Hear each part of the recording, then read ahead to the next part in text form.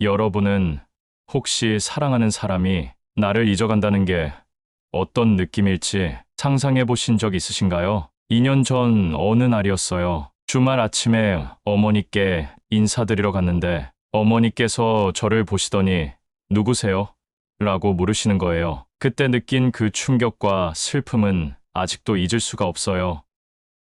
대한민국에서 65세 이상 노인 10명 중 1명이 치매를 겪고 있습니다.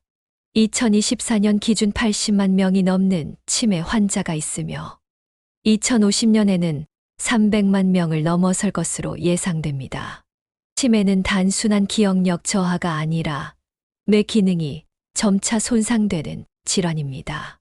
초기에는 물건을 자주 잃어버리거나 약속을 깜빡하는 정도로 보일 수 있지만 점차 판단력 저하, 언어장애, 성격, 변화까지 동반될 수 있습니다.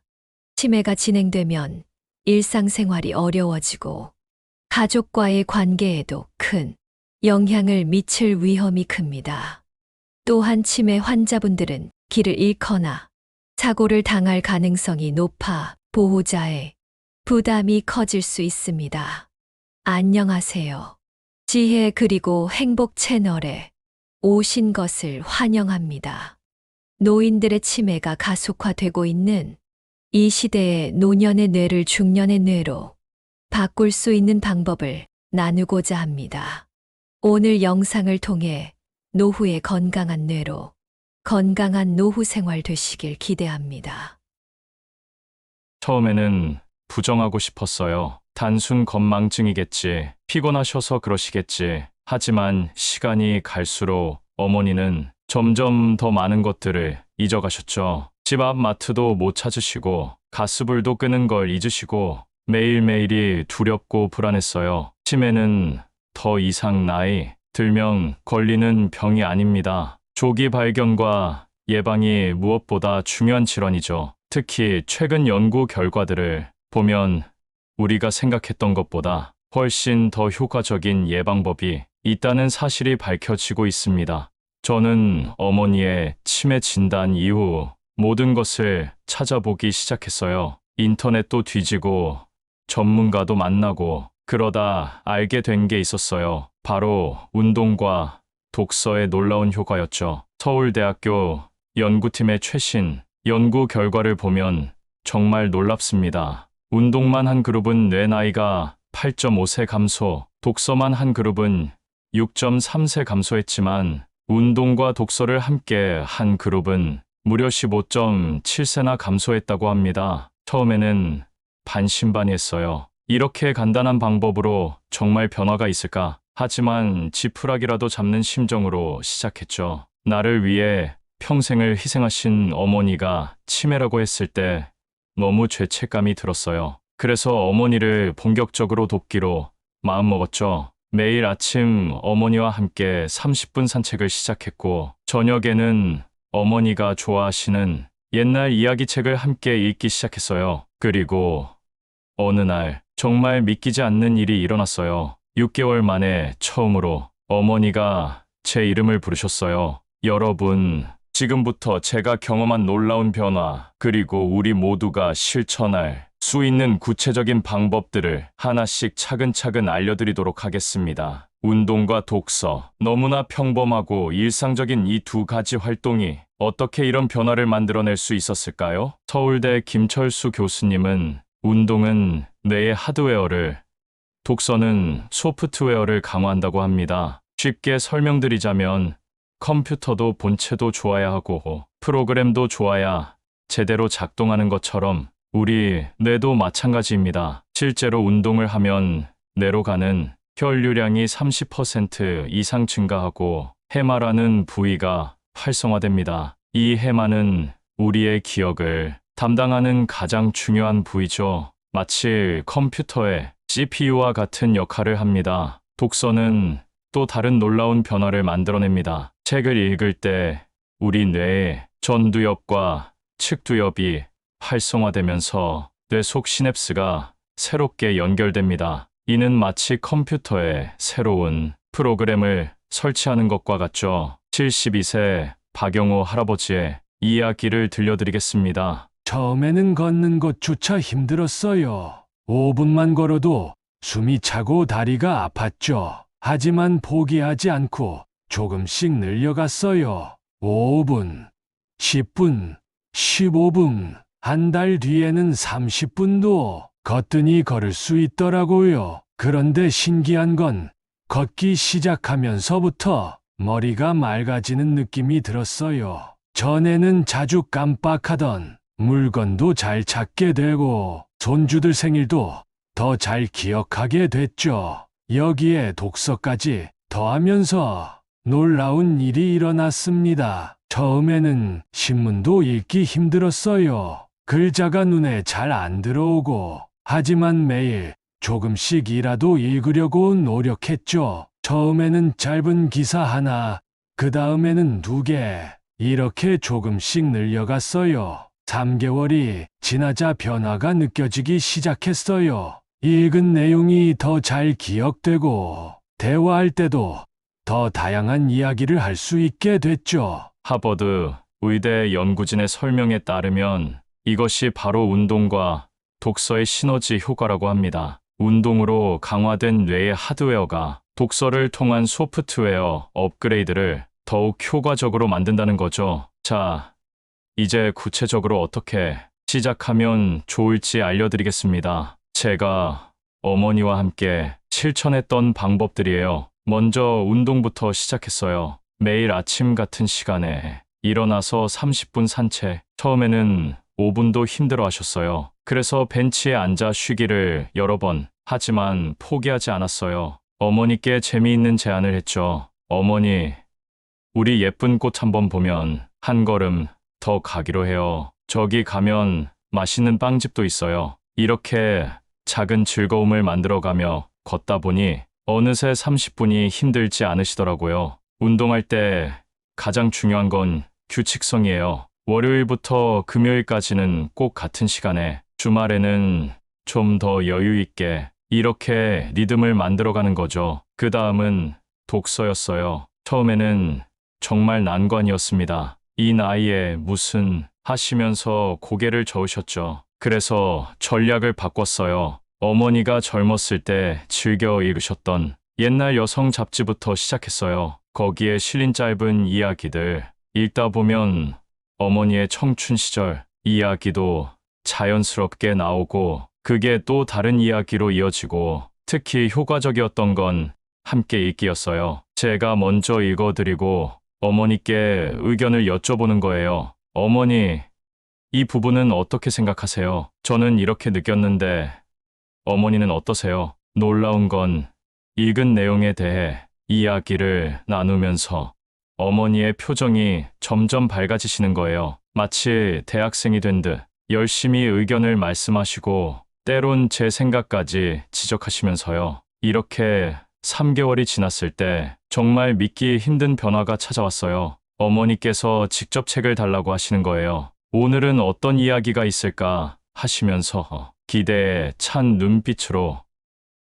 하버드 의대 연구진이 밝혀낸 바에 따르면 이런 함께하는 독서는 단순히 혼자 읽는 것보다 치매 예방 효과가 3배나 높다고 합니다. 왜냐하면 읽기, 말하기, 듣기, 생각하기가 모두 동시에 이루어지기 때문이죠. 운동과 독서를 시작한 지 6개월, 수치로 확인된 변화들을 말씀드리고 싶어요. 서울대병원 검사 결과를 보면서 저는 깜짝 놀랐거든요. 먼저 뇌 혈류량이 41% 증가했어요. 단순히 걷기만 했을 뿐인데 뇌에 공급되는 산소와 영양분이 이렇게나 늘어난 거죠. 마치 막힌 수도관이 뚫린 것처럼요. 하지만 가장 큰 변화는 일상생활에서 나타났어요. 어머니가 다시 혼자서 장보기를 하실 수 있게 된 거예요. 처음에는 제가 한 발짝도 떨어지지 못했는데 이제는 혼자서도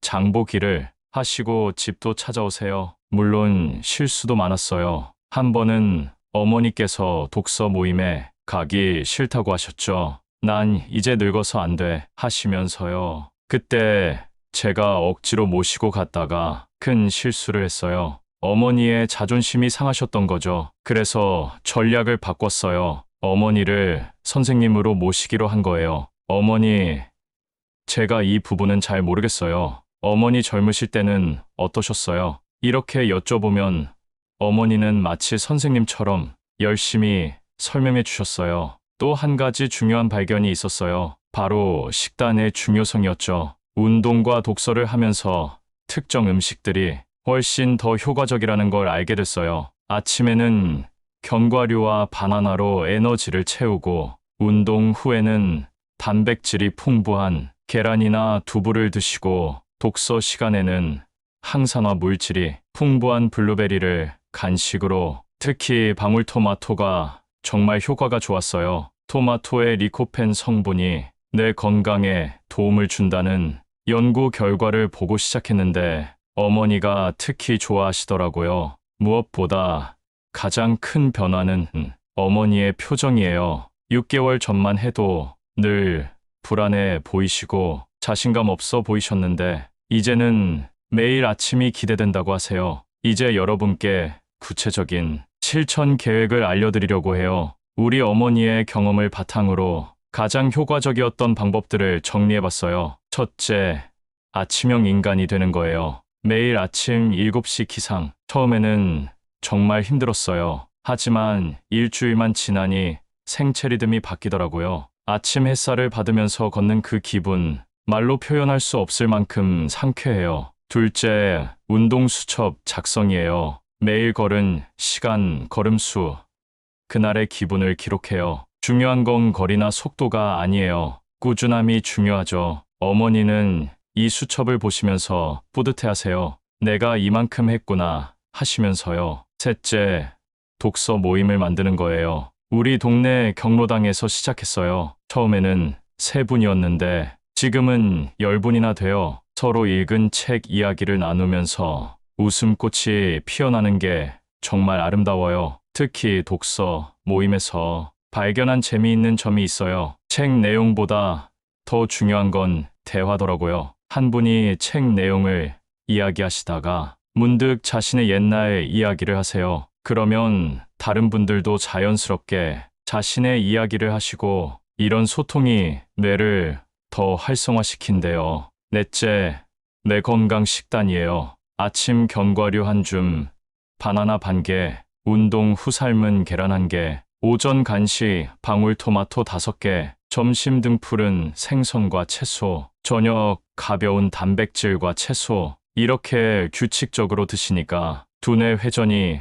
더 좋아지시더라고요. 다섯째, 즐거움을 찾는 거예요. 억지로 하면 절대 지속할 수 없어요. 우리 어머니는 공원 산책하면서 꽃 사진 찍는 걸 좋아하세요. 독서하실 때는 손주들에게 들려줄 재미있는 이야기를 골라 읽으세요. 이런 작은 즐거움이 습관을 만드는 원동력이 돼요. 서울 마포구 홍은동의 기억청춘교실. 이곳에서는 지난 1년간 50명의 어르신들이 운동과 독서를 함께 실천하셨어요. 그 결과가 정말 놀랍습니다. 참여하신 분들의 평균 인지능력 점수가 6개월 만에 15점이나 상승했어요. 특히 주목할 만한 건 우울증 증상이 있던 분들의 70%가 증상이 개선되었다는 거예요. 하버드 의대 연구진의 최신 연구에서도 이런 변화의 과학적 근거가 밝혀졌어요. 운동과 독서를 함께 할 경우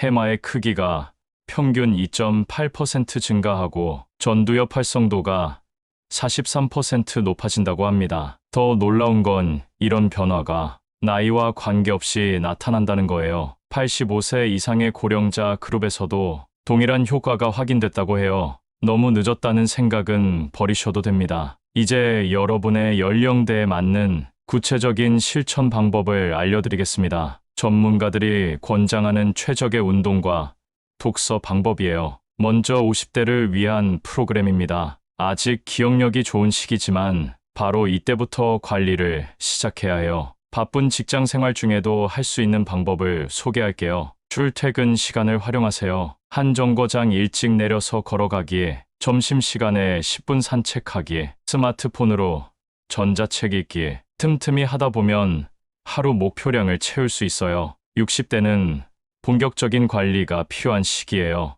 은퇴 후 갑자기 줄어든 활동량, 이때 시작되는 인지 저하를 막아야 해요. 하루 45분 유산소 운동과 근력 운동의 조화가 중요해요. 아침 공원 걷기 30분, 집에서 간단한 스트레칭 15분, 저녁에는 가족과 함께 책 읽기 30분, TV 뉴스 대신 신문 읽기로 바꿔보세요. 70대는 조금 더 세심한 관리가 필요해요. 관절 건강을 고려한 운동, 눈의 피로를 줄이는 독서 방법이 중요하죠. 하지만 결코 포기하지 마세요. 실내 자전거 타기 20분, 가벼운 요가 동작 10분, 큰 글자 책이나 오디오북 활용하기, 이런 활동이 도움이 돼요. 80대 이상이신 분들, 절대 이제 늦었다 생각하지 마세요. 오히려 지금이 시작하기 좋은 때예요. 천천히, 안전하게, 꾸준히가 핵심이에요. 의자에 앉아서 하는 맨손 체조, 복도 천천히 걷기,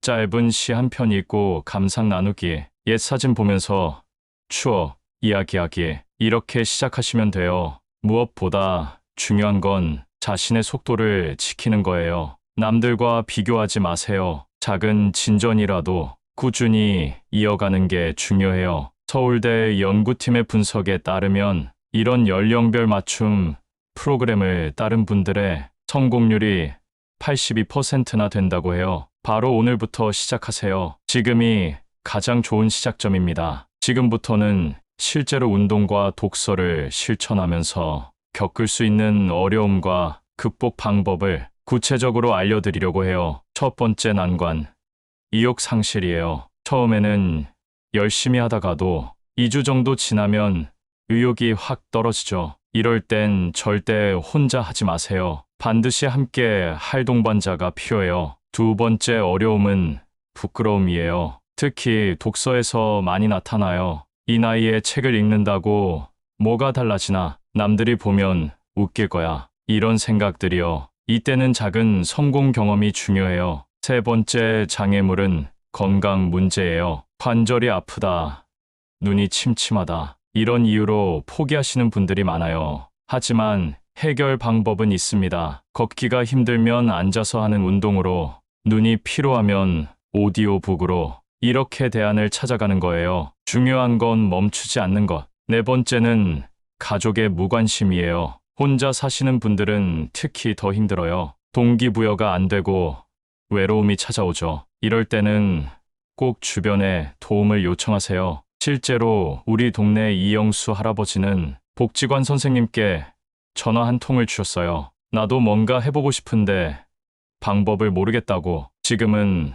복지관 운동 프로그램의 리더가 되셨답니다. 이제 운동과 독서를 1년 이상 지속하신 분들의 놀라운 변화를 구체적으로 말씀드리려고 해요. 수치로 확인된 과학적인 결과들입니다. 서울대병원 신경과 연구팀이 밝혀낸 장기 효과를 보시면 운동과 독서를 1년 이상 지속한 그룹에서 뇌 활성도가 평균 47% 증가했어요. 특히 기억을 담당하는 해마 부위의 혈류량이 2배 이상 늘어났답니다. 놀라운 건 이런 변화가 단순히 기억력 향상에만 그치지 않는다는 거예요. 우울증 증상이 있던 분들의 80%가 개선되었고, 불면증으로 고생하시던 분들도 수면의 질이 크게 높아졌대요. 특히 주목할 만한 건 사회적 관계의 변화예요. 운동과 독서, 모임을 통해 만난 새로운 친구들,